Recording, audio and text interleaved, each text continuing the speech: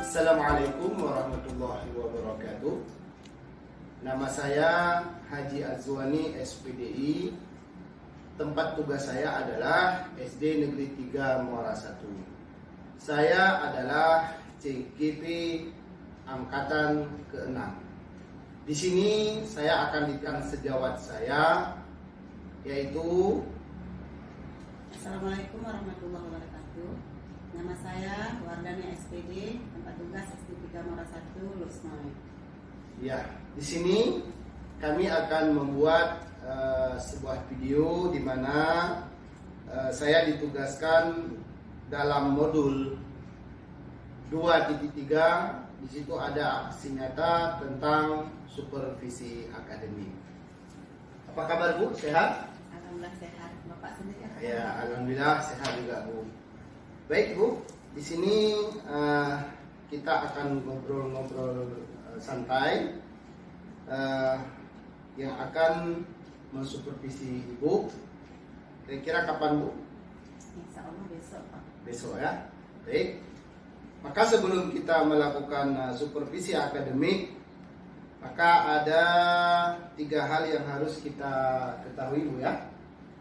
Yang pertama, dia ada pra-observasi, ada observasi, dan ada pasca observasi.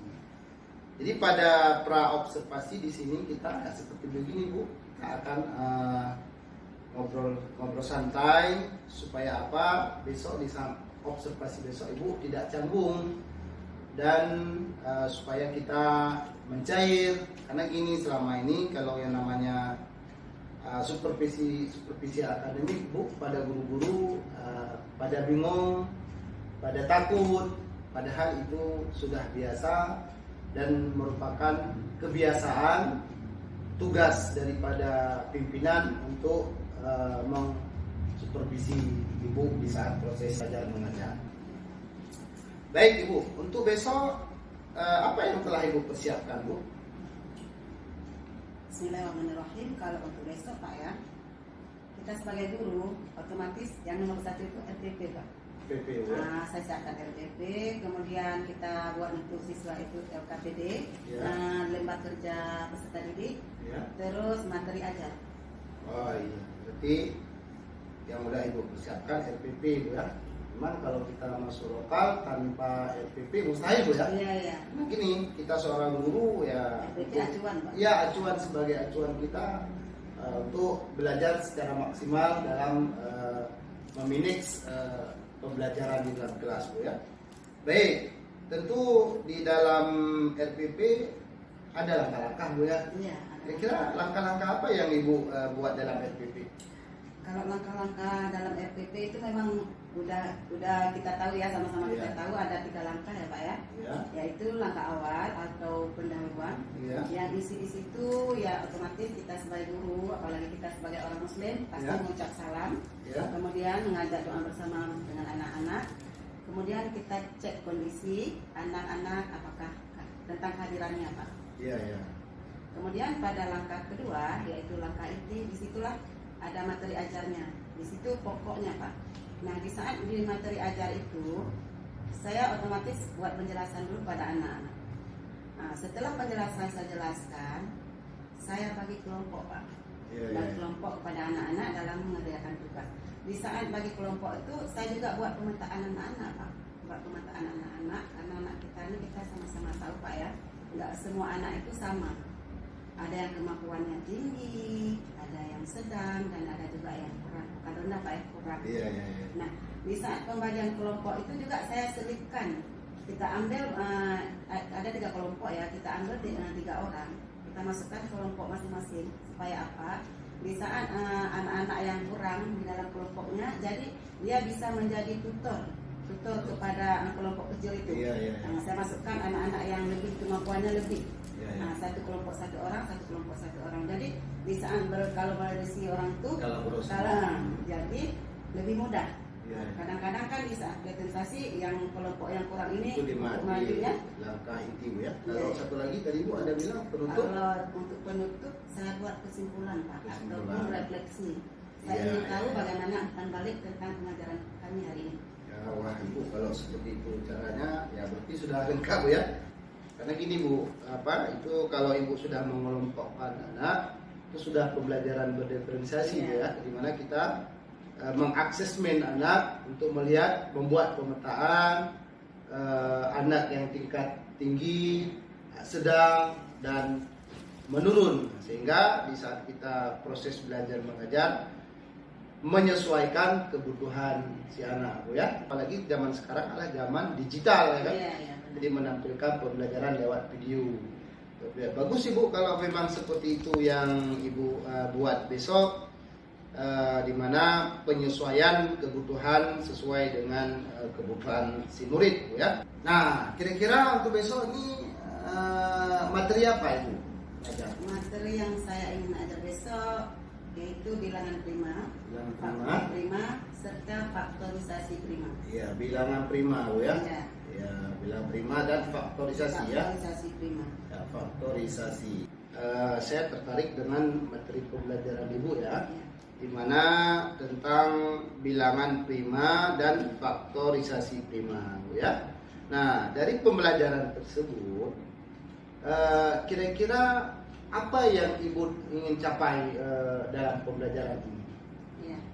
Dalam pembelajaran ini, saya ingin sekali siswa saya mengerti atau memahami tentang bilangan prima dan faktorisasi prima, serta mereka bisa membedakan yang mana bilangan prima, terus yang mana yang dikatakan faktorisasi prima. Iya.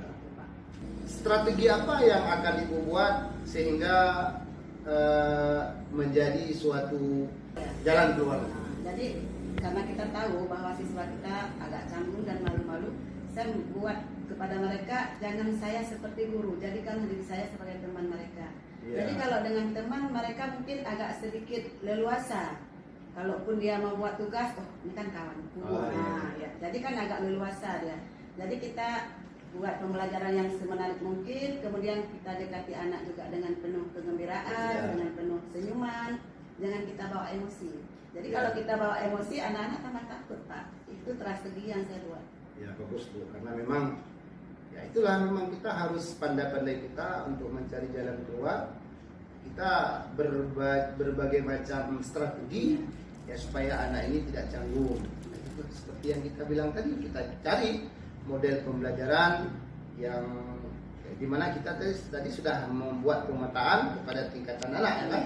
Maka di situ misal gini, anak dia kadang suka dengan video, otomatis kita pembelajaran kasih video karena memang itu kebutuhannya. Kalaupun nanti dia kebutuhan lewat membaca, itu biasanya kalau siswa yang kebutuhan membaca itu biasanya rata-rata IQ-nya tinggi dia, karena sekali baca dia langsung tertangkap dalam memorinya tujuan arah kemana cerita tersebut. Nah, kadang juga ada anak yang memang dia lihat video nggak suka membaca, apalagi tetapi dia suka dengan alat peraga, dia bisa melihat langsung, bisa berbuat langsung, maka dia tertanam dalam jiwanya, oh begini kalau misalkan faktorisasi berarti bisa kita buat melalui perbandingan batu-batu di luar, di lingkungan sekolah ya kan. Jadi itu ya memang harus begitu Bu, supaya anak tidak takut tentang pembelajaran matematika, apalagi faktorisasi ini Bu ya. Baik, pedagogik apa yang Ibu kerja dalam pembelajaran ini? Dalam kompetensi pedagogik. Iya. Kompetensi pedagogik itu saya ingin mengetahui bagaimana sikap-sikap anak saya, sejauh mana kemampuannya. Makanya saya buat pemetaan Pak. Kita kan bisa menilai, oh anak ini begini, anak ini begini. Itulah kita sebagai guru kompetensi pedagogik. Baik Bu, ya itulah mungkin saya rasa cukup Bu ya untuk sebagai pengenalan untuk besok kita masuk lokal. Gimana kira-kira udah siap semua? NPP udah siap Bu ya? Alhamdulillah. Ya, alhamdulillah. Jadi itulah Bu, saya rasa sudah cukup. Sampai jumpa besok kita jam pertama Bu ya. Masuk lokal, di situ akan memantau Ibu pembelajaran sesuai dengan RPP yang sudah dibuat ya Bu ya. Baik, terima kasih Bu. Assalamualaikum warahmatullahi wabarakatuh. Waalaikumsalam warahmatullahi wabarakatuh.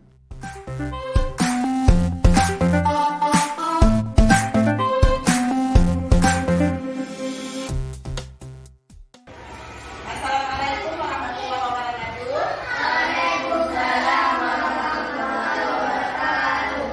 Apa kabar anak-anak hari ini?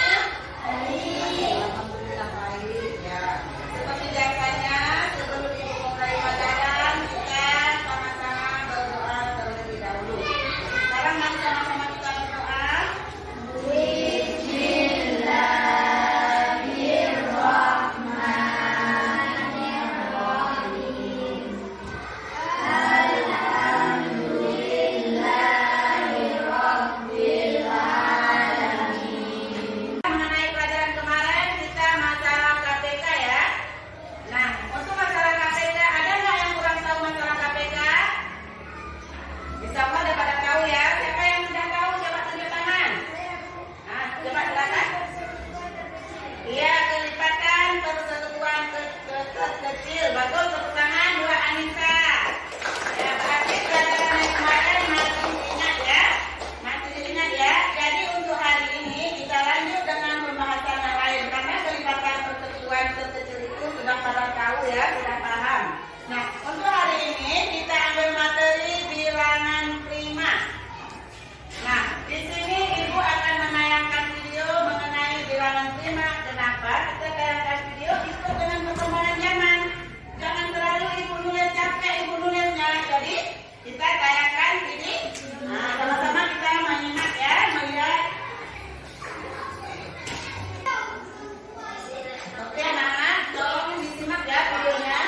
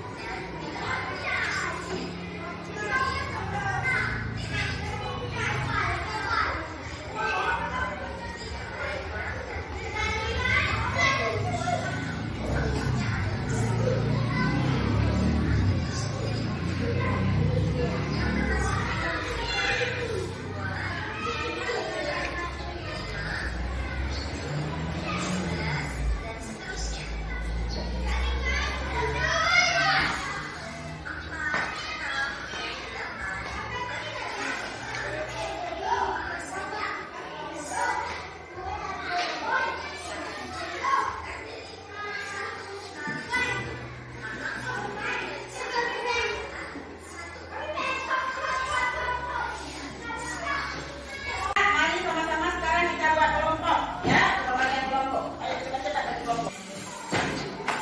Ya, ini LKPD ya, ini untuk kelompok 1, kelompok 2, dan kelompok 3 ya. Kerjasama ya anak ya. Nah, silakan dikerjakan ya.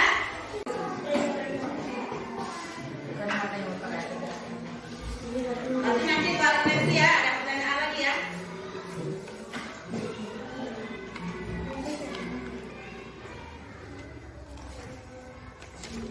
Kita akan mempresentasikan ya. Mempresentasikan. Jadi dari kelompok 1, ayo maju.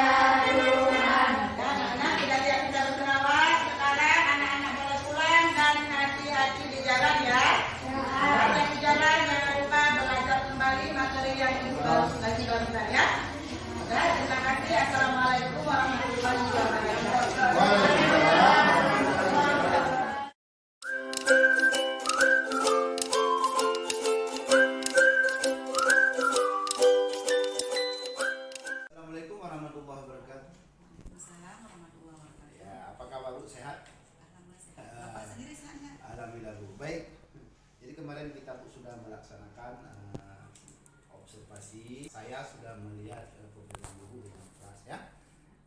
Dan sekarang kita akan ngomong-ngomong sedikit tentang pasca observasi dalam supervisi akademik. Memang itu sudah lumrah ya. Nah, ini biasa aja Bu ya. Kita nggak usah tangguh, kita ngobrol kawan sejawat lah. Baik Bu, kira-kira perasaan Ibu bagaimana kemarin dalam proses belajar mengajar? Kalau perasaan saya Pak ya, kalau nanya perasaan sudah pasti campur aduk ya Pak. Senang ada, gugup juga ada. Apalagi kemarin kan di saat ngajar, otomatis saya agak sedikit gugup Pak. Jadi dalam pembelajaran sebelumnya dengan setelah kita supervisi akademik, mana yang lebih bagus?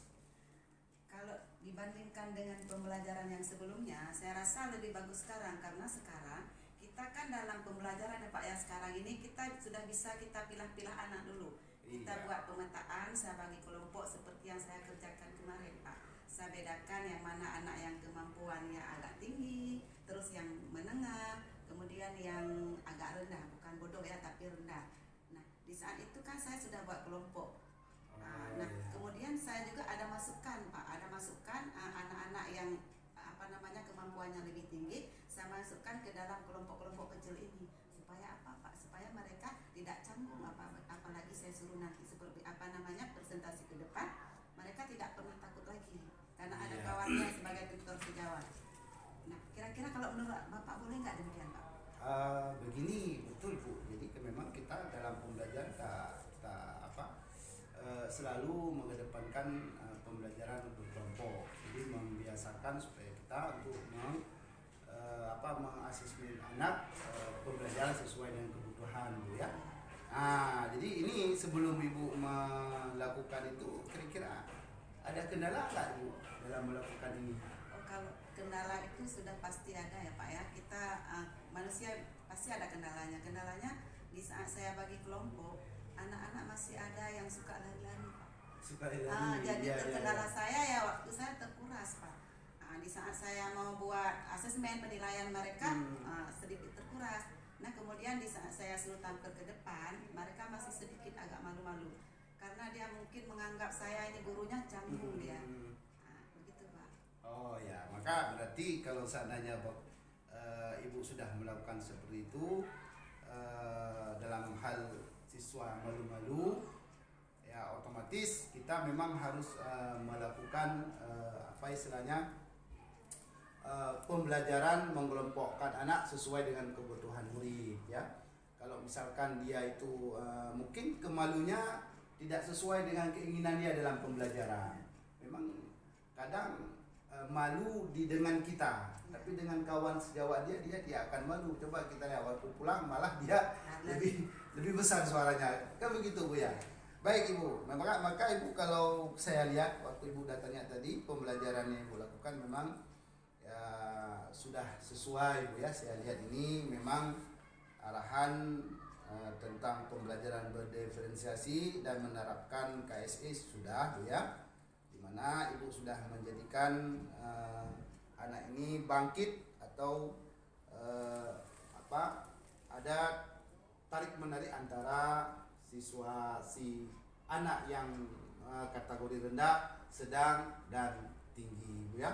Begitu juga dalam membangkitkan gairah anak, Ibu sudah menerapkan yang namanya KSI Bu ya. Namun yang perlu Ibu kembangkan ya, kemarin luar biasa bagus Bu.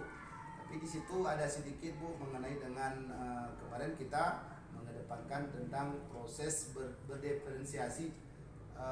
Seharusnya semuanya harus kita terapkan atau salah satu. Namun di situ Ibu mungkin agak terlalu visual kemarin Bu ya. Tapi nggak masalah, ada betulnya juga. Mudah-mudahan ke depan akan lebih lengkap lagi. Di situ ada diferensiasi konten, kemudian proses dan produk. Nah, sementara jadi produk itu bisa kita memberikan tugas kepada anak, mungkin kadang nggak selesai sampai di situ Bu ya. Baik Ibu, terima kasih Ibu. Saya rasa memang luar biasa. Kira-kira Ibu yang ini apa? Kapan Ibu akan lakukan lagi? Kalau untuk yang pembelajaran yang bervariasi seperti anak yang sudah kita buat pemetaan yang setengah suka video, yang setengah mungkin suka menggambar, saya akan usahakan nanti malam saya buat poster-poster Pak. Jadi Iya. besok di kelas berikutnya saya akan coba dengan pembelajaran demikian Pak. Oh ya, berarti segera Ibu laksanakan Iya, ya. Baik, semoga Bu mudah-mudahan mungkin ke lokal kemarin lokal A ya. Iya. Insya Allah ke lokal B akan Ibu tingkatkan lagi. Mudah-mudahan tujuan pembelajaran kita sesuai dengan kebutuhan anak dan insya Allah ke depan anak lebih semangat lagi dalam pembelajaran. Bu ya, terima kasih Bu. Assalamualaikum warahmatullahi wabarakatuh. Waalaikumsalam.